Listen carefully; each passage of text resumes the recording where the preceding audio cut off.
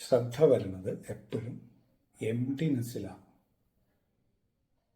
നമ്മുടെ ഉള്ളിൽ ഒന്നുമില്ലാത്തപ്പോഴാണ് ശ്രദ്ധിക്കുന്നത്.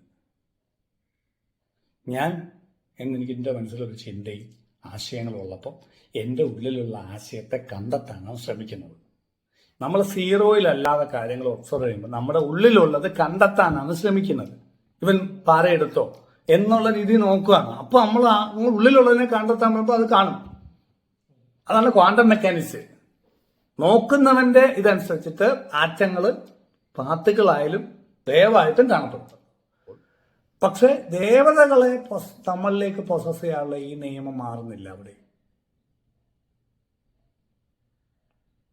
നമുക്ക് അനുകൂലമായ ദേവതകള് ധർമ്മമുള്ളതോ ഇല്ലാത്തതോ നമ്മളിലേക്ക് പൊസസ് ചെയ്യണമെങ്കിൽ നമ്മുടെ ബ്രെയിൻ കെമിക്കൽസ് പോസിറ്റീവാണ്.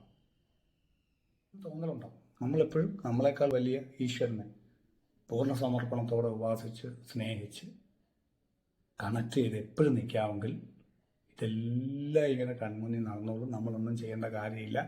എല്ലാം ശരിയായി ഡെവലപ്പ് ചെയ്ത് വന്നോളും. ഒരു ടെൻഷനും അടിക്കേണ്ട. നമ്മളെ ടെൻഷൻ അടിപ്പിക്കാനുള്ള സാഹചര്യങ്ങൾ ഒരുപാട് വരും. അതാണ് പരീക്ഷണം പോലെ.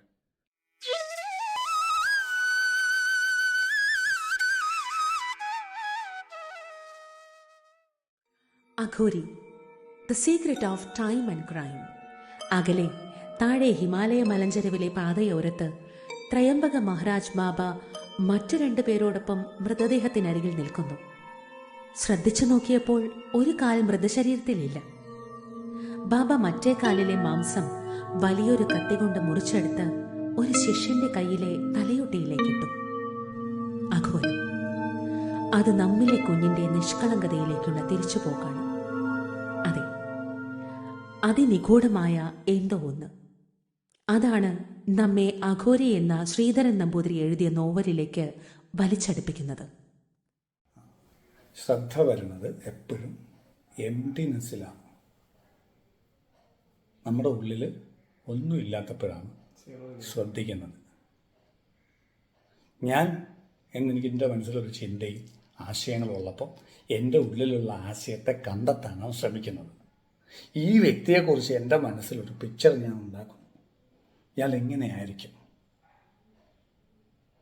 അങ്ങനെയാണോ എന്ന് നോക്കുമ്പോൾ അവിടെ എന്താ സംഭവിക്കുന്നത്? എൻ്റെ ഉള്ളിലുള്ള നിങ്ങളെക്കുറിച്ചുള്ള പിക്ചർ, നിങ്ങളെന്നല്ല, ആശയം, സംഭവങ്ങൾ, കാര്യങ്ങൾ എല്ലാത്തിനെക്കുറിച്ചും നമ്മളിങ്ങനൊരു പിക്ചർ അങ്ങ് മൈൻഡിൽ കാൽക്കുലേറ്റ് ചെയ്യാൻ വേണ്ടി ഉണ്ടാകുന്നതാണ്.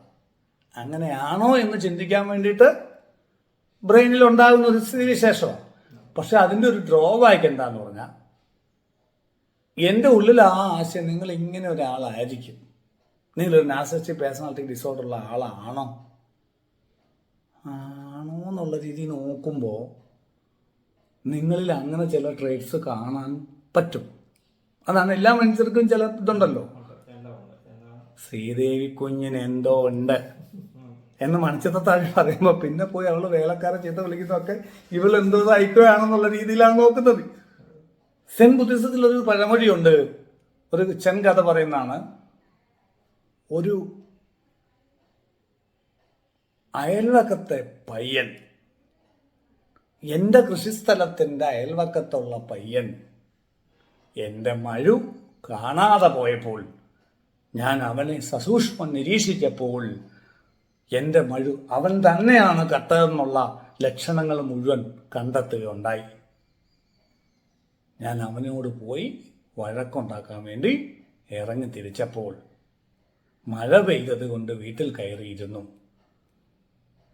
പിറ്റേ ദിവസം എൻ്റെ തോട്ടത്തിലെ മരത്തിൻ്റെ വശത്ത് നിന്ന് എൻ്റെ മഴു എനിക്ക് തിരിച്ചു കിട്ടി. ഞാൻ അപ്പോഴും അവനെ ശ്രദ്ധിച്ചു. അപ്പോൾ അവൻ മഴു എടുക്കാതിരിക്കുന്ന ഒരു നിഷ്കളങ്കനായ വ്യക്തിയുടെ എല്ലാ ലക്ഷണങ്ങളും കാണിക്കുകയും ചെയ്തു. മനസ്സിലായി ഞാൻ പറഞ്ഞു എന്തോ?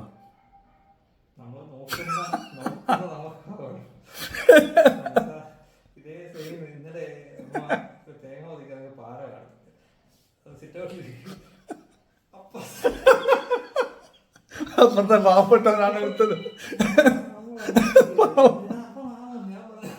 നോക്കുമ്പോ എല്ലാം കാണും. അതിനുള്ള സകല ലക്ഷണങ്ങൾ നമ്മളിവിടെ സംസ്ഥാനത്ത് ഇപ്പോൾ എന്താ പ്രതികരിക്കുന്നത്? അയാളെ നമ്മളെ ഇങ്ങനെ എത്തി നോക്കിക്കഴിഞ്ഞാൽ നമ്മളിത് കണ്ടുപിടിച്ചോ എന്ന് നോക്കുവാന്ന് വിചാരിക്കും.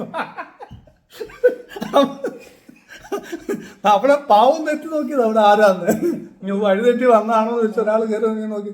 അപ്പോൾ നമ്മൾ വിചാരിക്കുന്നുണ്ട്, കണ്ടോ എൻ്റെ പാര എടുത്ത് നോക്കും, അവൻ എടുത്ത് കണ്ടുപിടിച്ചോടാ. അപ്പൊ ഞാൻ പറഞ്ഞു വന്നത്, നമ്മൾ ശ്രദ്ധിക്കുമ്പോൾ ഇങ്ങനെ ഇല്ലാതെ ശ്രദ്ധിക്കണം, അപ്പോഴും സത്യം അറിയാൻ പറ്റത്തുള്ളൂ. അപ്പം നമ്മൾ സംബന്ധിച്ച് എങ്ങനെയാണ് ഒരു മനുഷ്യൻ തകരുന്നതെന്നാണ് ഞാൻ പറയുന്നത്. നമ്മൾ കാര്യങ്ങളെ ഇങ്ങനെ ഒബ്സർവ് ചെയ്യുമ്പോൾ, നമ്മൾ സീറോയിലല്ലാതെ കാര്യങ്ങൾ ഒബ്സർവ് ചെയ്യുമ്പോൾ നമ്മുടെ ഉള്ളിലുള്ളത് കണ്ടെത്താനാണ് ശ്രമിക്കുന്നത്. ഇവൻ പാറയെടുത്തോ എന്നുള്ള രീതി നോക്കുകയാണ്. അപ്പോൾ നമ്മൾ ഉള്ളിലുള്ളതിനെ കണ്ടെത്താൻ വരുമ്പോൾ അത് കാണും. അതാണ് ക്വാണ്ടം മെക്കാനിക്സ്. നോക്കുന്നവന്റെ ഇതനുസരിച്ചിട്ട് ആറ്റങ്ങൾ പാർട്ടിക്കിളായാലും വേവായിട്ടും കാണപ്പെടും. വേവായിട്ട് നോക്കിയാൽ വേവായിട്ട് കാണും, പാർട്ടിക്കിളായിട്ട് കാണും. അപ്പൊ നോക്കുന്നവന്റെ രീതി അനുസരിച്ച് റിയാലിറ്റി മാറുമെന്നാണ് ക്വാണ്ടം മെക്കാനിക്സ് പറയുന്നത്. മനസ്സിലാവണം, സത്യം അത്. ആചാര്യന്മാർ പറഞ്ഞതും അപ്പൊ സത്യമാണ്. ഞാൻ നമ്മൾ കാണുന്നതാണ് ഈ ലോകം, നമ്മളാണ് സൃഷ്ടിക്കുന്ന ഈ ലോകം എന്ന് പറഞ്ഞാൽ എത്ര ശരിയാണ്. അപ്പം ഞാൻ പറഞ്ഞു വന്നത്, നമ്മളിങ്ങനെ കാര്യങ്ങളെ ഒബ്സർവ് ചെയ്യുമ്പോൾ, ഒരു സീറോ ഇല്ലാതെ ഒരു ആശയത്തിലൂടെ കാര്യങ്ങളെ ഒബ്സർവ് ചെയ്യുന്ന വ്യക്തിക്ക് ഈഗോ ഉണ്ട്. അതുകൊണ്ട് തന്നെ ആ പാറ എടുത്തത് അവനാണെന്നുള്ളത് നോക്കുമ്പോൾ അവനല്ലെന്ന് പറഞ്ഞാൽ നമുക്ക് ഇമോഷൻ വരും, ദേഷ്യം വരും. നമ്മുടെ ഇതിന് വിപരീതമായിട്ട് ഇതൊരാശയമായിട്ട് അങ്ങ് മാറിയിട്ട്, കാരണം ഇത് ഇങ്ങനെ ഒരാശയം ഉണ്ടല്ലോ, ഞാൻ തെറ്റാണെന്ന് പറയുന്നത് കഴിഞ്ഞാൽ പിന്നെ നമ്മൾ അംഗീകരിക്കത്തില്ല. അപ്പം നമുക്ക് വിഷമം ഉണ്ടാവും. നീ ഒന്നും പറഞ്ഞില്ലേലും പുറത്ത് പറഞ്ഞില്ലേലും നമുക്ക് ദുഃഖം ഉണ്ടാവും. നമുക്ക് ദുഃഖം വരുമ്പോൾ നമ്മുടെ നെഗറ്റീവ് എനർജി പിടിക്കും. ഈഗോ ഉള്ളവരെയാണ് എപ്പോഴും ബാധകൾ പിടിക്കുന്നത്. ഈ പ്രേതബാധ, ശത്രുബാധയൊക്കെ പിടിക്കുന്നത് ഈ ആശയമുള്ളവനെ. ആശയം ഇല്ലാത്തവനെ ഇത് പിടിക്കത്തില്ല. സീറോയിൽ നിൽക്കുന്നവൻ. വിദ്യാഭ്യാസം കുറഞ്ഞവരുടെ ഏറ്റവും വലിയ ഗുണം അതാണ്. ഡെവലപ്പ് ചെയ്ത് വരുന്ന വിദ്യാഭ്യാസം കുറഞ്ഞവർ, ഡെവലപ്പ് ചെയ്ത് വരുന്ന വിദ്യാഭ്യാസം കുറഞ്ഞവരുടെ ഏറ്റവും വലിയ ഗുണം എന്താണെന്ന് പറഞ്ഞാൽ അവർ ഓപ്പണാണ്, അവർ പഠിക്കാൻ തയ്യാറുണ്ട്, എല്ലാവരും ചോദിക്കും, ഒബ്സർവ് ചെയ്യും. അവർ ഈ ഒബ്സർവേഷൻ മൂഡിലാണ് നിൽക്കുന്നത്. ഇപ്പം പറഞ്ഞില്ലേ, ഒരാൾ വിദ്യാഭ്യാസം കുറവാണ് പക്ഷെ ഭയങ്കര ഡെവലപ്പ് ചെയ്തു, ഭയങ്കര ശ്രദ്ധയാണെന്ന് പറഞ്ഞു. ആ ശ്രദ്ധ വരുന്നത് എനിക്ക് അറിയാമെന്നുള്ള തോന്നലില്ലാത്തതുകൊണ്ടാണ്. വിദ്യാഭ്യാസം ഉള്ളവർക്ക് എനിക്ക് കുറച്ച് അറിയാമെന്നൊരു തോന്നുന്നുണ്ട്. അതിൽ കൂടെ ഒബ്സർവ് ചെയ്യുന്നത് എല്ലാം ഈ മുമ്പേ പറഞ്ഞോട്ടൊരു ഫിൽറ്റർ ഇട്ടിട്ടാണ് ഒബ്സർവ് ചെയ്യുന്നത്. അപ്പൊ അവിടെ പേഴ്സണാലിറ്റി വരുന്നു. പേഴ്സണാലിറ്റി വരുമ്പോൾ അവിടെ ഇമോഷൻസ് വരുന്നു. നമ്മൾ ഇമോഷൻ ഉണ്ടാക്കുന്നത് നമ്മുടെ പേഴ്സണാലിറ്റിയാണ്, നമ്മുടെ ആശയങ്ങളാണ്. ഈ ആശയത്തിന് എതിരായിട്ടുള്ളത് ദേഷ്യവും, ഇതിന് അനുകൂലമായിട്ടുള്ളത് സന്തോഷവും ഉണ്ടാകും. ഇതിന് അനുകൂലമായിട്ടുള്ളവൻ നമ്മളെ ഉപദ്രവിക്കാനും കമത്താനും വരുന്നവനാണെങ്കിലും നമുക്കിത് കണ്ടുപിടിക്കാൻ പറ്റാത്ത എന്താ, നമ്മൾ ഈ ആശയം കിടക്കുന്നതായ അവൻ ഈ ആശയം ബുദ്ധിപൂർവ്വം മനസ്സിലാക്കിയിട്ട് ഈ ആശയത്തിന് അനുകൂലമായിട്ട് സംസാരിച്ചാൽ കട്ട കിടിച്ചാൽ മാറത്തില്ല. നമുക്ക് അവനെ ഭയങ്കര ഇഷ്ടമായിരിക്കും, പക്ഷെ അവനായിരിക്കും ഭൂലോകഫ്രാണ്. അവൻ നമ്മളെ പുകഴ്ത്തി നമ്മുടെ ഈ ആശയം അംഗീകരിപ്പിച്ച് അതിനനുസരിച്ച് പെരുമാറി നമ്മളെ പറ്റിച്ചിട്ട് പോവുകയും ചെയ്യും. അതേസമയം ഇതിന് പ്രതികൂലമായിട്ട് പറഞ്ഞാൽ നമ്മളെ സഹായിക്കാൻ നിൽക്കുന്നവരായിരിക്കും, അവരെ ശത്രുക്കളായിട്ടായിരിക്കും നമുക്ക് തോന്നുന്നത്. ഈ ആശയം അന്ന് പോയാൽ സർവത്ര അഹം ഒഴിവാക്കണം എന്ന് പറയുന്നത്. അഹം എന്ന് പറയുന്ന പേഴ്സണാലിറ്റി എന്ന് പറയുന്ന സാധനം ഉണ്ടാകുന്ന ഈ ആശയങ്ങളിലൂടെയാണ്. ഈ ആശയം കൂട്ടി വെക്കുന്നതാണ് പേഴ്സണാലിറ്റി. ഒരു പേഴ്സണാലിറ്റി ഇല്ലെങ്കിലോ ഭയങ്കര ഫ്രീഡമാണ്. അവിടെ ഫുള്ള് ഒബ്സർവേഷൻ മൂഡാണ് വർക്ക് ചെയ്യുന്നത്. സംസാരം വളരെ കുറവായിരിക്കും. ഒബ്സർവേഷനാണ് കൂടുതൽ, സംസാരം കുറവായിരിക്കും. അപ്പൊ ഡേറ്റ കിട്ടിക്കൊണ്ടിരിക്കും, പ്രോസസ് ചെയ്യാനുള്ള. മറ്റേതോ നമ്മുടെ ഉള്ളിലുള്ളത് കണ്ടുകൊണ്ടിരിക്കുമ്പോൾ സംഭവിക്കുന്നത് എന്താ, നമുക്ക് പുതിയ ഡേറ്റ കയറുന്നില്ല കൺസിസ്റ്റൻസി കൂടെ. മാത്രമല്ല ഉള്ള പഴയ ഡേറ്റ ഇട്ട് റെക്കോർഡ് ചെയ്ത് റീപ്ലേ ചെയ്തിട്ട് അത് ഇല്ലാത്ത കാര്യം, തെറ്റായ കാര്യത്തെ വളർത്തിക്കൊണ്ടിരിക്കുക ഉള്ളിൽ. ജ്ഞാനം കിട്ടേണ്ട അവസരം മുഴുവൻ കളയുക. ഒബ്സർവേഷൻ മൂടി നിൽക്കുന്നവരാണ് സയന്റിസ്റ്റുകൾ. അവരെ കൊണ്ടാണ് സമൂഹത്തിന് ഗുണം. ചിന്തകന്മാരെ കൊണ്ടൊരു പ്രയോജനം ഇല്ല എന്ന് ഓഷോ പറയുന്നത് അതുകൊണ്ടാണ്. ചിന്തകന്മാരില്ലേ, കൺഫ്യൂഷൻസ് എപ്പോഴും നമ്മളെ കൺഫ്യൂഷൻ ഉണ്ടാക്കിക്കൊണ്ടിരിക്കും. കൺഫ്യൂഷൻ എന്ന് പറയുന്ന തത്വചിന്തകന്മാരെ കൊണ്ട് ഗുണമില്ലെന്ന് പറഞ്ഞാൽ അതാ philosophers, the most unproductive people in the world എന്നാണ് പറയുന്നത് ഓഷോ. ഒട്ടും പ്രൊഡക്റ്റീവ് ഇല്ല, ചിന്തിച്ചുകൊണ്ടിരിക്കുന്നതിനെ കൊണ്ട് ഒരു ഗുണമില്ല. സയന്റിസ്റ്റുകളെ കൊണ്ട് ഗുണമുണ്ട്, കാരണം അവർ ഒബ്സർവേഷൻ മോഡില്ല, ഈ സീറോയിലാണ്. അപ്പം നമ്മൾ ഈ ഒബ്സർവേഷൻ മോഡിലേക്ക് വരും വിദ്യാഭ്യാസം ഇല്ലാത്തപ്പോൾ. അയ്യോ എനിക്കറിയത്തില്ല, അബദ്ധം വല്ലതും പറ്റിയാലോ.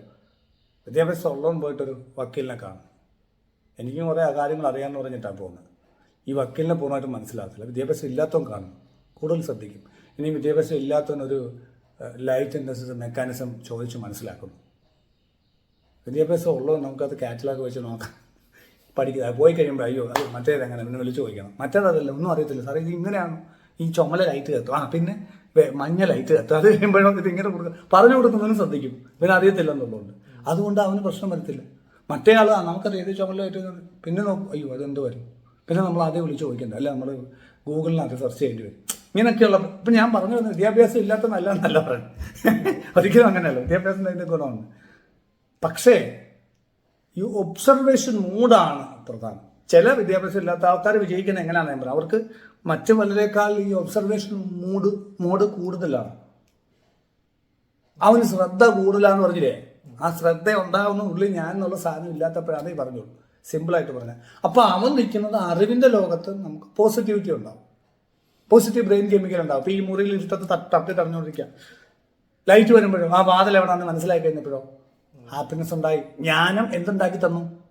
ഹാപ്പിനെസ് ഉണ്ടാക്കി തന്നു. മറ്റേത് നമ്മൾ കുറച്ചൊക്കെ ഈ നമ്മുടെ ഒരു അറിവിൽ നമ്മൾ നിൽക്കുമ്പോൾ റിയൽ ജ്ഞാനം വരാൻ ഇന്ദ്രിയങ്ങൾ തുറന്നിട്ടുണ്ടെങ്കിലേ പറ്റത്തുള്ളൂ. ആ റിയൽ ജ്ഞാനം വരാൻ തടസ്സമാവും അത്. അപ്പോൾ നമ്മൾ ഈ നെഗറ്റീവ് എനർജി വരും, നെഗറ്റീവ് ബ്രെയിൻ കെമിക്കൽ ഉണ്ടാവും, നെഗറ്റീവ് ഫ്രീക്വൻസി നിൽക്കും. അവിടെ നിന്ന് സാധന ചെയ്ത് തകർക്കുക. എവിടെ? ദേവതയ്ക്ക് കിട്ടുന്നില്ല. ദേവിക്ക് കിട്ടുന്ന എപ്പോഴും പോസിറ്റീവ് ഫ്രീക്വൻസിയിൽ നിന്നുകൊണ്ട് സാധന ചെയ്താലേ ദേവിക്ക് കിട്ടത്തുള്ളൂ. ഫ്രീക്വൻസി പോസിറ്റീവ് ആയിരിക്കണം. ഇത് അങ്ങോട്ടും ഇങ്ങോട്ടും കണക്ട് ആയിട്ടാണ് വർക്ക് ചെയ്യുന്നത്. പോസിറ്റീവ് ഫ്രീക്വൻസി കിട്ടാൻ നമ്മൾ നല്ല ദേവരെ ഉപാസിക്കണം, പോസിറ്റീവായിട്ട് ഉപാസിക്കണം. നല്ല ദേവരെ ഉപാസിച്ച് കഴിഞ്ഞതിൻ്റെ റിസൾട്ട് ആ ദേവതയിൽ നിന്ന് കിട്ടണമെങ്കിൽ നമ്മൾ പോസിറ്റീവായിട്ട് നിൽക്കുകയും വേണം മെൻ്റൽ ലെവലിൽ. അപ്പം മനോമയത്തിലും പ്രാണമയത്തിലും പോസിറ്റീവായിട്ട് നിൽക്കണം. അത് പോസിറ്റീവ് ആകണമെങ്കിൽ അന്നമയം പോസിറ്റീവ് ആയിരിക്കും. ഒരു വേദന ഉണ്ടെങ്കിൽ ഒന്നും നടക്കത്തില്ല. നല്ലൊരു പല്ലുവേദന ഉണ്ടെങ്കിൽ ഈ പരിപാടി ഒന്നും നടക്കത്തില്ല, അത് പോകും. അപ്പോൾ രാത്രി പല്ല് തേക്കണം, ചെയ്യാറുണ്ടോ? രാത്രി പല്ല് തേക്കണം. മുടങ്ങാതെ പല്ല് തേക്കുമ്പോൾ പല്ല് വേദന എടുക്കത്തില്ല. എൻ്റെ ആദ്യമൊക്കെ പല്ലെല്ലാം അടിച്ചു പോകുമായിരുന്നു. കുറച്ചാൾ കഴിഞ്ഞപ്പോൾ ഡോക്ടർ ചോദിച്ചു, നിങ്ങൾ രാത്രി പല്ല് തേക്കാറുണ്ടോ? ഇല്ല. അതുകൊണ്ടാണ് അന്ന് മുതൽ രാത്രി പല്ല് തേക്കാൻ തുടങ്ങിയപ്പോൾ മുതൽ ബാക്കി പല്ല് സേവ് ചെയ്യാൻ തുടങ്ങി. ഇത്രയും പ്രശ്നമില്ല, ഉണ്ട്, പക്ഷെ ഇത്രയും പ്രശ്നമില്ല, നമുക്കറിയാം. അപ്പം ഇന്ന് പറഞ്ഞോട്ട് അന്നമയം നമ്മൾ കറക്റ്റായിട്ട് നിന്ന് കഴിഞ്ഞാൽ നമുക്ക് സൂര്യനമസ്കാരം ചെയ്യണം, ചെയ്യണോ? മുടങ്ങാതെ സൂര്യനമസ്കാരം ചെയ്യണം എന്ന് പറഞ്ഞാൽ എന്തിനാ? എക്സസൈസ് ചെയ്യണം, പ്രാണായാമം, സൂര്യനമസ്കാരം ഒക്കെ ചെയ്യണം എന്ന് പറഞ്ഞാൽ എന്തിനാ? അന്നമയം വേദന തുടങ്ങി കഴിഞ്ഞ് കഴിഞ്ഞാൽ പിന്നെ അങ്ങോട്ട് വലിയ പാടാ ഈ ജപ ഉപാസനയൊക്കെ. മനസ്സിലായി? പോസിറ്റീവായിട്ടിരിക്കുമ്പോൾ ജപിച്ച് ദേവിയെ സെറ്റപ്പ് ആയിക്കോളും. വേദന എടുത്താലും ഉറപ്പായിട്ട് ഡോൺ വറി. അത് എന്ന് കിട്ടുന്നോ അന്ന്, അതങ്ങനെയാണ്. ചിലർക്ക് ഇത് ഉടനെ കിട്ടും. ഈ സാധനം ഞാനീ പറഞ്ഞ സാധനം ഇത് മനസ്സിലാക്കലല്ലോ, ഇത് പ്രാക്ടിക്കലി കിട്ടണമല്ലോ. ഇതിപ്പോൾ പറയുമ്പോൾ മനസ്സിലായി, എന്നാൽ പിന്നെ ഇപ്പോൾ റെഡിയാക്കി, അങ്ങനെ അല്ലത്. മനസ്സിലാക്കി പിന്നെ അത് ഇംപ്ലിമെൻറ്റ് ചെയ്യുമ്പോൾ ഒരു ഘട്ടത്തിൽ നമുക്കിത് കിട്ടുമ്പോൾ ഇത് പ്രാക്ടിക്കലായിട്ട് വർക്ക് ചെയ്യും. അപ്പോൾ നമ്മൾ പോസിറ്റീവ് ഫ്രീക്വൻസിയിൽ നിന്നുകൊണ്ട് ദേവതയെ ഉപാസിക്കുമ്പോഴാണ് ദേവത നമ്മളിൽ പ്രീതി ഉണ്ടാകുന്നത്, അല്ലെങ്കിൽ ആ ദേവതയ്ക്ക് നമ്മളുമായിട്ട് കണക്ഷൻ കിട്ടുന്നത്, ആ ദേവതയ്ക്ക് നമ്മൾ ഹെൽപ്പ് ചെയ്യാൻ പറ്റുന്നത്. അതിൽ സാധ്യമായ എല്ലാ രീതിയിലും പോസിറ്റീവായി നിന്നുകൊണ്ട് ചെയ്യണം. ഒരു നെഗറ്റീവ് ഉണ്ടെങ്കിൽ അത്ര ലോഡ് കൂടുതലാണ്, ഫ്രീക്വൻസി അങ്ങ് ഷിഫ്റ്റ് ആവില്ലേ. അതാണ് ഈ ദുഷ്ടനെ ദൈവം പന പോലെ വളർത്തുന്നത്. ദുഷ്ടന് എത്തിക്സ് ഒന്നും ഇല്ലാത്തതുകൊണ്ട്. ശ്രദ്ധിച്ചിട്ടുണ്ടോ? അതെന്താ അങ്ങനെ പറയുന്നത്? ദുഷ്ടൻ എത്തിക്സ് ഒന്നും ഇല്ലാത്തതുകൊണ്ട് അവന് എന്ത് തോന്നിയ ദിവസം കാണിക്കാം. അതുകൊണ്ട് അവൻ പോസിറ്റീവ് ഫ്രീക്വൻസിയിലായിരിക്കും, അല്ലേ? അവൻ്റെ ബ്രെയിൻ കെമിക്കൽ പോസിറ്റീവ് ആയിട്ട് നല്ല ദേവതകൾ അതിനൂടെ പ്രവർത്തിക്കും. എന്നുവെച്ചാൽ അവന് അനുകൂലമായിട്ടുള്ള ദേവതകൾ പ്രവർത്തിച്ച് അവൻ്റെ കാര്യങ്ങൾ നടന്നുകൊണ്ടിരിക്കും. എത്തിക്സ് ഇല്ലെങ്കിൽ പിന്നെ ഇതെല്ലാം ഒറ്റയടിക്ക് പോകും. പന പോലെ വളർന്നിട്ട് അടിയിൽ ഒരു വെട്ട് കൊടുക്കും ദൈവം, അത് വേറെ വിഷയം, കർമ്മഫലം ഉണ്ടാവും. പക്ഷെ ആ നിൽക്കുന്ന സമയത്ത് ഇത് പോസിറ്റീവ് ആയിരിക്കും. കാരണം എന്താ അറിയോ? അവൻ്റെ ബ്രെയിൻ കെമിക്കൽ പോസിറ്റീവ്, അവനെ സംബന്ധിച്ച്. മറ്റ് നെഗറ്റീവ് ഡേറ്റീസിന് കയറാൻ പറ്റുന്നില്ല, അല്ലെങ്കിൽ മറ്റ് ഡേറ്റീസിന് അവന് അനുകൂലമായിട്ടുള്ള ദേവതകൾ അവൻ്റെ ഉള്ളിൽ പ്രവർത്തിച്ചുകൊണ്ടിരിക്കും. അപ്പോൾ രണ്ടാമതാണ് ഇതിനകത്ത് ബാക്കി കാര്യങ്ങൾ വരുന്നത്. അപ്പോൾ അതുകൊണ്ട് നമ്മളെ സംബന്ധിച്ച് പോസിറ്റീവ് ബ്രെയിൻ കെമിക്കൽസ് ഉണ്ടെങ്കിൽ നല്ല ദേവതകൾ വരും. അവിടെ ശാശ്വത വിജയം എന്ന് പറഞ്ഞാൽ എത്തിക്സോടുകൂടി പോസിറ്റീവ് ദേവതയെ കൊണ്ടുവരാൻ പറ്റുക എന്നുള്ളത്. അതാണ് ഉപാസന. ഉപാസന ചെയ്യുമ്പോൾ എത്തിക്സോടുകൂടി നല്ല ദേവത വരും, ധർമ്മത്തോടു കൂടിയുള്ള നല്ല ദേവതകൾ വരും. മറ്റേത് ടെമ്പററി ആയിട്ട് ഇപ്പോൾ ഒരു അഥവാ താഴത്തെ ചക്രങ്ങളിലുള്ള ഏതെങ്കിലും ഒരു ദേവത ഉപാസിച്ചു, ഞാൻ പേര് പറയുന്നില്ല, ചിലർക്ക് ഇഷ്ടമല്ല. അപ്പോൾ ആ താഴത്തെ ലെവലിലുള്ള ചില ദേവതകളെ ഉപാസിക്കുമ്പോൾ, അധമ ദേവതകളെ ഉപാസിക്കുമ്പോൾ അവരെളുപ്പം നമുക്ക് വേണ്ട ആഗ്രഹങ്ങൾ സാധിച്ചു തരും. പക്ഷെ എവിടുന്നെങ്കിലും മോട്ടിച്ചിട്ടൊക്കെ ആയിരിക്കും, അല്ലെങ്കിൽ ഇതിനൊന്നൊരു ധർമ്മം, നമ്മളെ ധർമ്മത്തിലൊന്നും ആയിരിക്കത്തില്ല സപ്പോർട്ട് ചെയ്യുന്നത്. നമ്മൾ അധർമ്മം ചെയ്യാൻ അവർ സപ്പോർട്ട് ചെയ്യുന്നിട്ട് പൈസ കിട്ടുന്നു, അത് കിട്ടുന്നു, ഇത് കിട്ടും. അത് ശാശ്വതമായിട്ട് നിൽക്കത്തില്ല. കുറച്ചാൾ കഴിയുമ്പോൾ ഇതിൻ്റെ എല്ലാം കൂടെ ചേർത്ത് താഴെ വീഴും. അപ്പോൾ ഈ ദേവത അങ്ങ് മാറി നിന്നിട്ട് ദേവത അടുത്ത ആളിനെ പിടിക്കും. മനസ്സിലാവുന്നുണ്ട്? അവിടെ ധർമ്മമില്ലല്ലോ, ദേവതയ്ക്കും ഇല്ലല്ലോ, അതുകൊണ്ട് തന്നെ കുഴപ്പമില്ല. പക്ഷെ ധർമ്മമുള്ള ഉയർന്ന ചക്രങ്ങളിലെ ദേവിയുടെ കൂട്ടുള്ള ദേവതകൾ ധർമ്മത്തോടുകൂടി പ്രവർത്തിച്ച് നമ്മൾ ഈ പറയുന്ന അടിസ്ഥാനപരമായി സ്ലോലി ആൻഡ് സ്റ്റഡി ഗ്രോത്ത് ഉണ്ടാവും. അടിസ്ഥാനപരമായ ഗ്രോത്ത് ഉണ്ടാവും. പക്ഷെ ദേവതകളെ നമ്മളിലേക്ക് പ്രോസസ് ചെയ്യാനുള്ള ഈ നിയമം മാറുന്നില്ല. അവിടെ നമുക്ക് അനുകൂലമായ ദേവതകൾ, ധർമ്മമുള്ളതോ ഇല്ലാത്തതോ, നമ്മളിലേക്ക് പ്രോസസ് ചെയ്യണമെങ്കിൽ നമ്മുടെ ബ്രെയിൻ കെമിക്കൽസ് പോസിറ്റീവ് ആണ്. ഞാൻ പറഞ്ഞ മനസ്സിലാവുന്നുണ്ട്? രണ്ടാമതല്ല, മെയിനായിട്ട് നമ്മൾ ഈ ധർമ്മം പാലിക്കുകയാണെങ്കിൽ, അങ്ങനെ ഉണ്ടെങ്കിൽ അങ്ങനെ കിട്ടുന്ന നേട്ടങ്ങൾ ജീവിതകാലം മുഴുവൻ കൊണ്ടുപോകാൻ പറ്റും. ധർമ്മം പാലിക്കാതാണെങ്കിൽ ആ കിട്ടുന്ന നേട്ടങ്ങൾ താൽക്കാലികമാവുന്നുള്ളൂ. ഇവിടെ രണ്ടായാലും ദേവത നമ്മളിലേക്ക് കടക്കുന്ന രീതി, പ്രവേശിക്കുന്ന രീതിയിലെ ഈ നിയമം, ഞാൻ പറയുന്ന ഈ നിയമം, ഞാൻ ഒബ്സർവ് ചെയ്ത് മനസ്സിലാക്കിയ നിയമം മാറുന്നില്ല. പിടിയിടുന്നുണ്ടോ? അതാണ് ദുരിതം വരുന്നവർക്ക് കൂടുതൽ ദുരിതം വരുന്നതും, പോസിറ്റീവ് വരുന്നവർക്ക് കൂടുതൽ പോസിറ്റീവ് വരുന്നതും. ആ ദുരിതത്തിൽ ഇരിക്കുന്നവർക്ക് ഏതെങ്കിലും തരത്തിലുള്ള പോസിറ്റീവ് ബ്രെയിൻ കെമിക്കൽ കിട്ടുന്ന ഒരു സ്റ്റിമുലേഷൻ കിട്ടും. ചില പറയും ചോറ്റാനിക്കര അമ്പലത്തിൽ നിന്നപ്പോഴാണ് തിരുമേൻ്റെ വീഡിയോ കണ്ടത്. അത് ദൈവാധീനം വേണം, ദേവിയുടെ അനുഗ്രഹം വേണം. ഇല്ല, ഇത്ര നാളും എന്താ വരാതിരുന്ന്, മനസ്സിലായി? അപ്പൊ അതിനെയാണ് ദൈവാധീനം എന്ന് പറഞ്ഞത്. പൂർവ്വജന്മ കർമ്മഫലങ്ങൾ, ദൈവാധീനം, ഒരുപാട് കാര്യം കോംപ്ലക്സ് ആണ് അതിനകത്തിൽ വരുന്നത്. നമുക്ക് ഇങ്ങനെയെന്ന് പറയാൻ പറ്റത്തില്ല. പക്ഷെ ഏതെങ്കിലും തരത്തിലെ ആൾക്കൊരു positive stimulation, positive brain chemical ഉണ്ടാക്കുന്ന ഒരു സ്റ്റിമുലേഷൻ വരുമ്പോഴാണ് അയാൾ ഈ പോസിറ്റീവ് ദേവതകളുമായിട്ട് ബന്ധപ്പെടാനോ, അല്ലെങ്കിൽ മൈൻഡ് മാറ്റാനോ, ഉപാസന ചെയ്യാനുള്ള ഒരു അവസരമോ, ഈ കാര്യങ്ങളിലേക്കൊക്കെ എത്തുന്നത് അങ്ങനെയാണ്. മനസ്സിലാവുന്നുണ്ടോ? അല്ലെങ്കിൽ അവർ ഇങ്ങനെ നശിച്ച് പൊയ്ക്കൊണ്ടിരിക്കും. അത് വളരെ കോംപ്ലക്സ് ആണ്, ഒറ്റയടിക്ക് പറയാൻ പറ്റില്ല. കാരണം എന്താണെന്ന് പറഞ്ഞാൽ ഇവർ ചിലപ്പം നല്ലതാണെന്ന് പറഞ്ഞ് പോയി പെടുന്ന ഏതെങ്കിലും കളിപ്പീര് മന്ത്രവാദികളുടെ ഗുരുക്കന്മാരുടെയൊക്കെ പോകും. എന്നിട്ട് അവരിവരെ എക്സ്പോർട്ട് ചെയ്യും. അങ്ങനെ മൊത്തം ചൂഷണം ചെയ്ത് നശിപ്പിച്ചു പോകുന്നവരുണ്ട്. കൂടുതൽ അതിൽ പൂർണ്ണമാക്കി തകർച്ച അവർ അവിടെ പോകുമ്പോൾ തകർച്ച അത് പൂർണ്ണമാവും. അതിപ്പോൾ വേറെ ഒന്നും നോക്കണ്ടല്ലോ, ചത്താ മതിയല്ലോ, മൊത്തം ഡൗൺ ആയല്ലോ. അങ്ങനെയും വരും. അതാണ് ഇത് ഭയങ്കര കോംപ്ലക്സ് ആണെന്ന് പറഞ്ഞത്. ദൈവാധീനം ഉണ്ടെങ്കിലേ പറ്റുമെന്ന് പറഞ്ഞ കാര്യം അതാ. എപ്പോഴും ഇതിലേത് കൺഫ്യൂഷൻ അടിച്ചാൽ ഈ ബാധ വരും, ഈഗോ വരും, ബാധ വരും, ഇതൊക്കെ വരുന്നു. ഒരു ഫിക്സേഷൻ വന്നു കഴിഞ്ഞാൽ വലിയ ഭാഷ. ഒന്നും ഫിക്സ് ചെയ്യണ്ട, ആണ് എളുപ്പമുള്ള മാർഗം. ഒന്നിലും ഫിക്സ് ആവാതിരിക്കുക. ഫിക്സ് മൈൻഡാണ് ചെയ്യുന്നത് എപ്പോഴും. മൈൻഡ് ഫിക്സ് ചെയ്യുന്നതും ഫിക്സ് ചെയ്യുന്നതും ഫിക്സ് അല്ലാത്തതെന്നുള്ള സ്പ്ലിറ്റ് ചെയ്യും. അപ്പം ആ സ്പ്ലിറ്റ് ആരംഭിക്കും, കോൺഫ്യൂഷൻ ആരംഭിക്കും. ഇതോ അതോ, ഇതിന് അനുകൂലമായിട്ടുള്ള ഇതിന് പ്രതികൂലമായിട്ടും ഫിക്സേഷൻ ചെയ്യാതിരിക്കുക. അതാണ് ഫ്രീഡത്തിൻ്റെ ഏറ്റവും വലിയ ഒരു പോയിന്റ്. ഒന്നും ഫിക്സ് ചെയ്യണ്ട, ഒന്നും ഫിക്സ് ചെയ്യരുത് ജീവിതത്തിൽ. അങ്ങനെയാണ്, ഇങ്ങനെയാണ്, അങ്ങനെയല്ല, അതോ ആണോ, ഇതാണോ. നമ്മൾ ഒഴുക്കിൻ്റെ മേലെ ഇങ്ങനെ പോകുന്ന ഒരു പുഷ്പം റെസിസ്റ്റ് ചെയ്യാത്തതുകൊണ്ടാണ് നേരെ നദിയിൽ നിന്നിലൂടെ ഒഴുകി സമുദ്രത്തിൽ ചെന്ന് വീഴുന്നത്. അതിൽ പ്രത്യേകിച്ച് ഒന്നും ചെയ്യണ്ട എന്ന് പറഞ്ഞോട്ട് നമ്മൾ വരുന്നതിനനുസരിച്ച് നമ്മൾ പൊക്കോളുക. ഒഴുക്കിനനുസരിച്ച് നീന്തുക, ഒഴുക്കിനെതിരെ നീന്താൻ. സാധനം ചെയ്യും. ദൈവാധീനമാണ് ഇതിൻ്റെ എല്ലാ അടിസ്ഥാനം. സിമ്പിളായിട്ട് തന്നെ വിളക്കത്തിച്ച് നാമം ജപിക്കുക ആചാര്യന്മാർ പറയുന്നു, പണ്ടുള്ളവർ പറയുന്നു. അവരിതെല്ലാം അനുഭവിച്ച് ഇതിൻ്റെ അങ്ങേയറ്റം പഠിച്ചിട്ട് അവർ സിമ്പിളായിട്ട് ഈ സാധനം പറഞ്ഞിട്ട് അതങ്ങ് കേട്ടാൽ എല്ലാം നടക്കും. നമ്മൾ കൂടുതൽ ചിന്തിക്കുന്നുണ്ട്, ആ ചിന്തകൾക്ക് സമാധാനം കിട്ടിയെങ്കിൽ നമുക്ക് ഇവർ പറയുന്നത് കേൾക്കാൻ പറ്റത്തുള്ളൂ. പക്ഷെ നമ്മൾ ഒന്നും ചിന്തിക്കാതെ സമർപ്പിച്ച് അവർ പറഞ്ഞാൽ കേട്ടാൽ അത് തന്നെ വർക്കൗട്ടാവും. അപ്പം അവിടെ പൂർണ്ണ സമർപ്പണം എന്ന് പറഞ്ഞതാണ്. ദേവതയിൽ പൂർണ്ണ വിശ്വാസവും സമർപ്പണം ഉണ്ടെങ്കിൽ നമ്മളിങ്ങനെ ചിന്തിക്കത്തില്ല. ഒരുപാട് ചിന്തിക്കുമ്പോൾ ഈ ഡൗൺ ഫ്രീക്വൻസിയിൽ നിന്നിട്ട് ഈ ദേവതയായിട്ടുള്ള കണക്ഷൻ കിട്ടാതെ വരുവാ ചെയ്യും. അതാണ് ഞാൻ പറഞ്ഞത്. ചിന്തിക്കുമ്പോൾ കൺഫ്യൂഷൻ ഉണ്ടാവും. അപ്പോഴാണ് നമുക്ക് ആരുടെയെങ്കിലും ഉപദേശം തേടണം എന്നൊക്കെ തോന്നും. അത് ആ ഫ്രീക്വൻസിയുടെ കുഴപ്പമാണ്.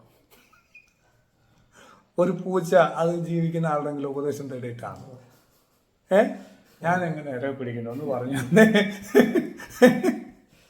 അല്ല. അപ്പം ഞാൻ കളിയാക്കുന്നല്ല കേട്ടോ, അങ്ങനെ എടുക്കരുത്, തമാശയായിട്ട് പറയുന്നുള്ളൂ. നമ്മൾ അറിവുള്ള ആൾക്ക് ഇപ്പം തന്നെ ഇപ്പം ഇങ്ങനെ ചോദിക്കുന്നുണ്ടല്ലോ, എനിക്കിങ്ങനെ പറയാൻ പറ്റും. നിങ്ങൾക്ക് കുറേ കാര്യം കിട്ടുന്നത് വേണ്ടാന്നല്ല, നല്ലതാണ്. പക്ഷേ അതോടൊപ്പം നമ്മൾ അറിവുള്ളവരുടെ കാര്യങ്ങൾ ചോദിച്ച് മനസ്സിലാക്കുന്നതിനോടൊപ്പം തന്നെ ഞാൻ പറയും ഇത് എങ്ങനെ അങ്ങ് ചെയ്താൽ മതി, അങ്ങനെ തന്നെ ചെയ്താൽ അത് കുഴപ്പമാവും നിങ്ങളെ സംബന്ധിച്ച്. കാരണം എനിക്ക് നിങ്ങളുടെ സിറ്റുവേഷൻ അറിയില്ല, നിങ്ങളുടെ മേഖല അറിവില്ല, ഒരുപാട് കുഴപ്പങ്ങളുണ്ട് അതിനകത്ത്. അപ്പം ഇതിനകത്ത് കുറേ കാര്യങ്ങളൊക്കെ ഉൾക്കൊണ്ടിട്ട് നിങ്ങളുടെ ഒരു സംശയമില്ലാത്ത അവസ്ഥയിൽ നിന്ന് വേണം അത് ചെയ്യാൻ. നിങ്ങളുടെ ഒരു സംശയമുള്ള അവസ്ഥയിൽ നിന്നുകൊണ്ട് അത് ചെയ്താൽ അത് ഫെയിലിയർ ആവും. ഞാൻ പറയുന്നത് പോലും ഇതൊക്കെ ആശയങ്ങളാക്കിയിട്ട് വെച്ചിട്ട് പ്രവർത്തിച്ചാൽ ചിലപ്പോൾ ഫെയിലിയർ ആവും. ഇതൊക്കെ ജസ്റ്റ് ഒരു സ്റ്റിമുലേഷൻ എന്നുള്ളത് കൂട്ടിയാൽ മതി. അപ്പം എന്നിട്ട് നമ്മുടെ ഒരു പോസിറ്റീവ് ഫ്രീക്വൻസിയിൽ നിന്നിട്ട് നമ്മുടെ ഏറ്റവും വലിയ മറ്റൊരു പ്രശ്നം ടൈം കൊടുക്കത്തില്ല കാര്യങ്ങൾക്ക്. ഒരു കാര്യങ്ങൾ റെഡിയായി വരാനൊരു ടൈം കൊടുക്കണം. മനസ്സ് പ്രവർത്തിക്കുന്ന ടൈം കൊടുക്കാതെ മനസ്സ് പറയും ഇപ്പൊ പറ എന്താ റെഡിയാവില്ലയോ, ഇപ്പൊ എന്തെങ്കിലും ചെയ്യും, ഇപ്പൊ എന്തെങ്കിലും ഇല്ല, നീ ഭയങ്കര കുഴപ്പത്തില്ല, നീ ഭയങ്കര പ്രശ്നത്തില്ല, മൈൻഡ് പറഞ്ഞോണ്ടിരിക്കും. എവിടെ ഒരു കാപ്പി എടുത്ത് കുടിച്ചാൽ തീർച്ച പ്രശ്നമേ ഉള്ളൂ. അതിനാണ് മൈൻഡ് പറയും ഇപ്പൊ ചെയ്യും, നീ വലിയ അപകടത്തില്ല, നീ എന്തോ തകരാൻ പോവാ, നീ എന്തോ ചത്തു പോകുമ്പോ. എന്നിട്ട് നമ്മൾ വെപ്രാളപ്പെടുത്തി ഏതെങ്കിലും ചെയ്യും, ഇത് 8ന്റെ പണിയായി തീരുകയും ചെയ്യും. പക്ഷെ നമ്മൾ വെയിറ്റ് ചെയ്ത് നമ്മൾ സമാനമായിട്ട് പോകും. നമുക്ക് തന്നെ മനസ്സിലാവും ഇതിനകത്ത് ഏതാണ് ചെയ്യേണ്ടത്. വെപ്രാളത്തെ അങ്ങ് മാറ്റി വെച്ചിട്ട് സമാധാനമായിട്ട് കാര്യങ്ങൾ അപ്ലൈ ചെയ്ത് അടുത്തടുത്ത് വരുമ്പോൾ നമുക്ക് മനസ്സിലാവും ഇതിൽ ഏതൊക്കെയാണ് അനുകൂലം, ഏതൊക്കെയാണ് പ്രതികൂലം. ആദ്യം എല്ലാം ഒറ്റ ഒരു കളറായിരിക്കും, ബ്ലാക്ക് ആൻഡ് വൈറ്റ് ആയിട്ടായിരിക്കും തോന്നുന്നത്. നമ്മൾ അടുത്തടുത്ത് ചെല്ലുമ്പോൾ മനസ്സിലായി ഗ്രേ ഉണ്ട്, കൂടിയ ഗ്രേ ഉണ്ട്, കുറഞ്ഞ ഗ്രേ ഉണ്ട്, അതുണ്ട്, ഇതുണ്ട്. ക്ലാരിറ്റി കിട്ടും. അടുത്തടുത്ത് വരുമ്പോഴേ എല്ലാത്തിനും ക്ലാരിറ്റി കിട്ടത്തുള്ളൂ, അല്ലേ? നമ്മൾ പുറമെ ദൂരെ നിന്ന് നോക്കുമ്പോഴത്തേക്കും ചില പിക്ചർ കണ്ടിട്ടില്ലേ? എന്നാലും ഒരു വാട്സപ്പിൽ ഒരു പിക്ചർ കണ്ടു, ഒരു ചായ മറിഞ്ഞ് കിടക്കുന്നുണ്ട് ഒരു പിക്ചർ. അത് സൂം ചെയ്യാൻ പറഞ്ഞിട്ടുണ്ട് അടിയിൽ. നമ്മളിത് സൂം ചെയ്യുമ്പോൾ അതിൽ വലിയ വലിയ മഹാരഥന്മാരുടെ പടങ്ങളും ഒക്കെയാണ് അതിനകത്തിൽ ഈ ആർട്ടിസ്റ്റ് വരച്ച് വെച്ചേക്കുന്നത്. പക്ഷെ ദൂരെ നിന്ന് കണ്ടിരിക്കുന്ന ഒരു കപ്പ് ചായ മറിഞ്ഞ് കിടക്കുന്നത് മനസ്സിലാവുന്നുണ്ട്. ഇതുപോലാണ് എല്ലാ കാര്യങ്ങളും. നമ്മൾ മൈൻഡ് വർക്ക് ചെയ്തിട്ട് നമ്മൾ വെപ്രാളപ്പെട്ട് നമുക്കെതിരായിട്ട് നമ്മൾ പ്രവർത്തിക്കും. എന്ത് ചെയ്യില്ലെന്ന് വിചാരിച്ചോ അത് തന്നെ ചെയ്യും, എന്ത് പറയില്ലെന്ന് വിചാരിച്ചോ അത് തന്നെ പറയും. എന്നിട്ട് പറയണ്ടായിരുന്നു അയ്യോ അയാൾ എന്ത് അത് വേണ്ടാന്ന് ആലോചിച്ച അത് തന്നെ ഞാൻ പറഞ്ഞു. ഇത് ബാധയുള്ളപ്പോഴാണ് കൂടുന്നത്. സാധാരണ മനുഷ്യനുള്ളൊരു പ്രശ്നമായത്, അത് ബാധയല്ല, അത് അവൻ്റെ ഒരു കുഴപ്പമാണ്. ബാധയുള്ളപ്പോൾ മൈൻഡ് വർദ്ധിക്കുമ്പോൾ ഈ ദോഷം ഇരട്ടയാവും. അപ്പം അതുകൊണ്ട് നമ്മളെ സംബന്ധിച്ചിടത്തോളം ഒരു ടെൻഷനും അടിക്കാതിരിക്കാനുള്ള സമയം കൊടുക്കുക.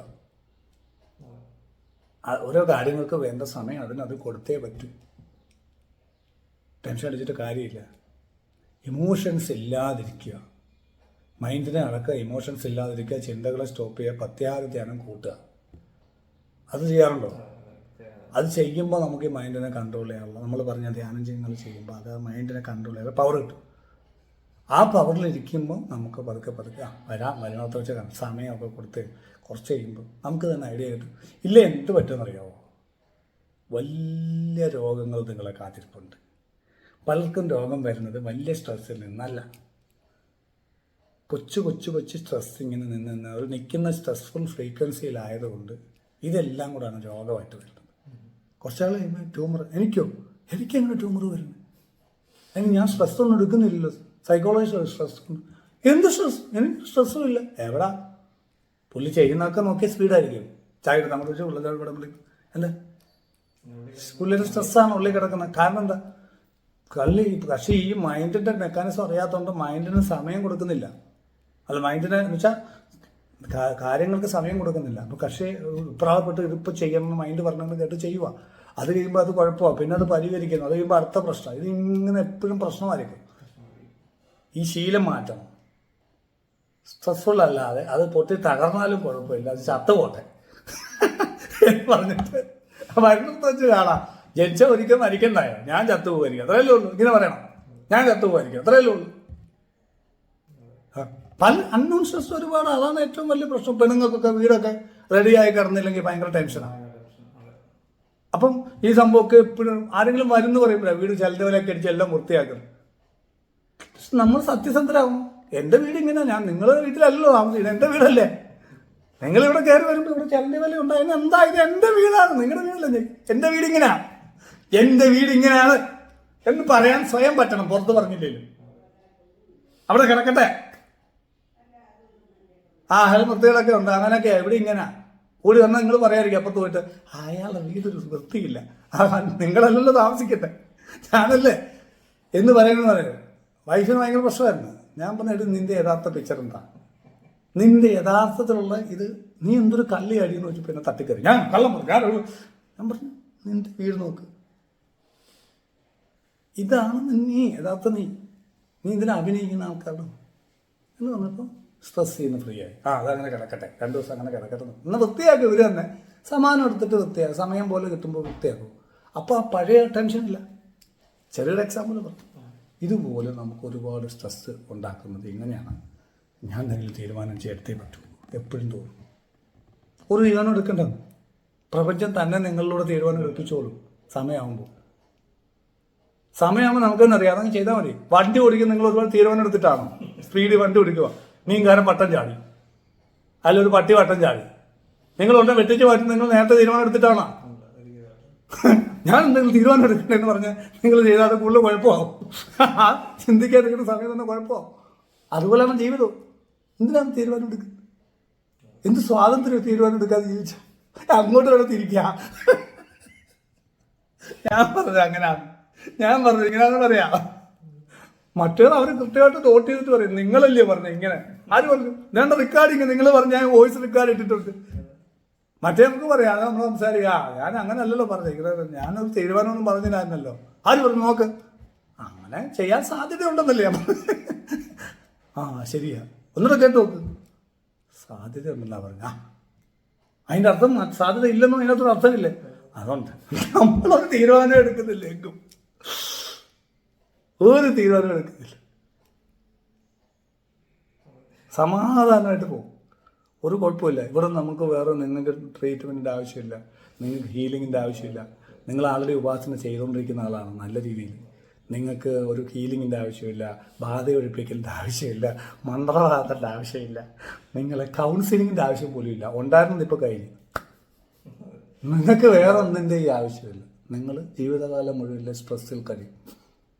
ആ സ്ട്രെസ് ഉണ്ടാക്കുന്ന രീതി മാറ്റണം. അവർക്കും എല്ലാം വട്ടാ, എല്ലാത്തിനും വട്ടാ. ഈ വട്ടില്ലാതിരിക്കുന്നതിനാണ് നിങ്ങൾ ആ സ്ഥാപനത്തിന്റെ ഉടമയായി മാറുന്നത്, സക്സസ്ഫുൾ ആയിട്ടുള്ള ഒരു ലീഡറായിട്ട് മാറുന്നത്. അവരുടെ വട്ട് നിങ്ങൾക്കില്ല എന്നുള്ളതാണ്. അത് കൂട്ടിയാൽ മതി, വട്ടില്ലായ്മ. പക്ഷെ അവർ വിചാരിക്കുന്നത് നിങ്ങൾക്ക് വട്ടാന്നറിയും. കാരണം നിങ്ങൾ തീരുമാനം എടുക്കുന്നില്ല. അങ്ങനെ വട്ട, അങ്ങനെ ഒരു കാര്യം തെളിച്ച് പറയുന്നില്ല എന്നൊക്കെ പറയാം. അതൊക്കെ കേൾക്കേണ്ടി വരും. പക്ഷെ നിങ്ങൾ ഇങ്ങനെ ഒബ്സർവേഷൻ മോഡിലാണ്. നിങ്ങൾക്ക് എങ്ങനെ തീരുമാനം എടുക്കാൻ പറ്റും? നിങ്ങൾ പഠിച്ചുകൊണ്ടേ ഇരിക്കുകയല്ലേ. അപ്പോൾ ഒരു കാര്യം നമുക്ക് പറ്റത്തില്ല തീരുമാനം എടുക്കാൻ. കാരണം നിങ്ങൾ പഠിച്ചുകൊണ്ടിരിക്കുക എല്ലാ കാര്യവും. നമ്മുടെ മുഖ്യമന്ത്രി പറഞ്ഞിട്ട് പഠിച്ചിട്ട് പറയാം. പഠനം ഒരിക്കലും തീരത്തില്ല.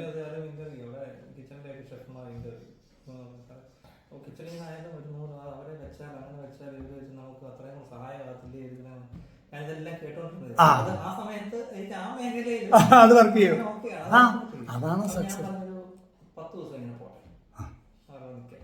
അത് കഴിഞ്ഞ് പറഞ്ഞ് എന്ത് സംഭവിച്ചു ക്ലാരിറ്റി കിട്ടും. ഇത് തന്നെ നിങ്ങൾക്ക് അറിയാത്, ഇത് എല്ലാവർക്കും വന്നാൽ നിങ്ങൾ രക്ഷപ്പെട്ടു. ചില മേഖലയിൽ നിങ്ങളുടെ എക്സ്പീരിയൻസ് കൊണ്ട് വരണം. അത് നല്ലതാണ്. അത് സാധനം ലൈഫിൽ മൊത്തം കൊണ്ടുവരിക. അപ്പോൾ ഒരു പ്രശ്നവും വരത്തില്ല. അത്രേ ഉള്ളൂ. ആ, അത്രേ ഉള്ളൂ. ഉപാസന അങ്ങോട്ട് സ്ട്രോങ് ആയിക്കോളൂ. അത് എപ്പോഴും സ്ട്രോങ് ആക്കാൻ ശ്രമിച്ചുകൊണ്ടിരുന്നു. ദൈവാധീനം വരും. ഇങ്ങനൊക്കെ സമയത്ത് ചിന്തിക്കണം, ദൈവാധീനം വേണ്ടേ? ഇല്ലെങ്കിൽ ഇതൊന്നും നടക്കത്തില്ല. ഇതൊക്കെ പറയാന്നുള്ളൂ. ആശയങ്ങളായിട്ട് ഉള്ളിൽ വെച്ച് നമ്മൾ ഇത് സാധനം പെരുമാറി വലിയ അപകടമാവുകയും ചെയ്യും. ഇതിപ്പോൾ ഒരു ആശയമാക്കാവോ? ഇത്ര 8ന്റെ പണി വേറെ നിങ്ങൾക്ക് കിട്ടുന്നില്ല. ലൈഫ് തകർന്നു പോകും. ഈ ഒരൊറ്റ ആശയം മതി നിങ്ങളുടെ ലൈഫ് തകർന്നു പോകാൻ. അപ്പൊ എന്താ ഇത്ര നേരം പറഞ്ഞു? അത് ആശയമാക്കാനല്ല പറഞ്ഞത്. ഇത് അറിഞ്ഞിരുന്ന സമയത്ത് പ്രയോഗിക്കണം. ചില സമയത്ത് ഇങ്ങനെ അല്ലാതെ തീരുമാനം എടുത്ത് പ്രവർത്തിക്കേണ്ട അവസ്ഥയും വരും, അല്ലേ? അപ്പൊ ഇത് ആശയമാക്കിയേ പറ്റൂ? പറ്റുന്നില്ല. അപ്പൊ അതിനാണ് പറയുന്നത് ദൈവാധീനം ജഗത് സർവ്വം. ദൈവാധീനം ജഗത് സർവ്വം. ദൈവത്തിൽ അർപ്പിച്ചാൽ നമ്മൾ ഈ സീറോയിൽ വിദ്യാഭ്യാസം ഇല്ലാത്തവനായിട്ട് മാറും. നമ്മൾ വിദ്യാഭ്യാസം ഇല്ലാത്തവനായിട്ട് മാറണം. മനസ്സിലായി? അങ്ങനെ മാറണമെങ്കിൽ നമ്മളെക്കാൾ വലിയ എന്തിനെങ്കിലും നമ്മൾ ഭയക്കണം, റെസ്പെക്റ്റ് ചെയ്യണം, സ്നേഹിക്കണം, അംഗീകരിക്കണം. അപ്പോൾ നമ്മൾക്കതൊന്നും അറിയില്ലാത്തവനായിട്ട് നിൽക്കാൻ പറ്റും. അപ്പോൾ നമ്മൾ ഒബ്സർവേഷൻ മുന്നിലായിരിക്കും എപ്പോഴും. കാരണം നമുക്ക് അബദ്ധം പറ്റാം, നമുക്കറിയാം. മറ്റേത് എനിക്കൊരു അബദ്ധം പറ്റത്തില്ല എന്ന് തോന്നുമ്പോൾ ഈ പ്രശ്നം ഇത് നമുക്ക് അബദ്ധം പറ്റാം. അങ്ങനെ തോന്നലുണ്ടാവും. നമ്മളെപ്പോഴും നമ്മളെക്കാൾ വലിയ ഈശ്വരനെ പൂർണ്ണ സമർപ്പണത്തോടെ ഉപാസിച്ച് സ്നേഹിച്ച് കണക്ട് ചെയ്ത് എപ്പോഴും നിൽക്കാമെങ്കിൽ ഇതെല്ലാം ഇങ്ങനെ കൺമുന്നിൽ നടന്നോളും. നമ്മളൊന്നും ചെയ്യേണ്ട കാര്യമില്ല. എല്ലാം ശരിയായി ഡെവലപ്പ് ചെയ്ത് വന്നോളും. ഒരു ടെൻഷനും അടിക്കേണ്ട. നമ്മളെ ടെൻഷൻ അടിപ്പിക്കാനുള്ള സാഹചര്യങ്ങൾ ഒരുപാട് വരും. അതാണ് പരീക്ഷണം എന്ന് പറയുന്നത്. അവിടെ ടെൻഷൻ അടിച്ചാൽ ഈശ്വരനുമായിട്ടുള്ള ബന്ധം പോവും. ഈശ്വരനുമായിട്ടുള്ള ബന്ധം പോവും. ആ ഒരു പ്രശ്നത്തിൽ കൂടെ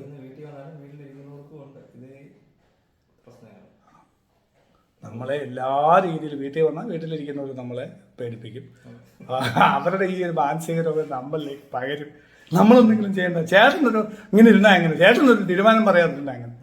ആ, അപ്പം അവരെ തൃപ്തിപ്പെടുത്താൻ വേണ്ടി നമ്മൾ എന്തെങ്കിലും പറഞ്ഞാൽ മതി.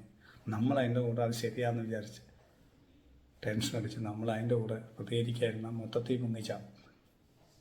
നമ്മൾ ഒരിക്കലും ടെൻസ് ആവില്ല.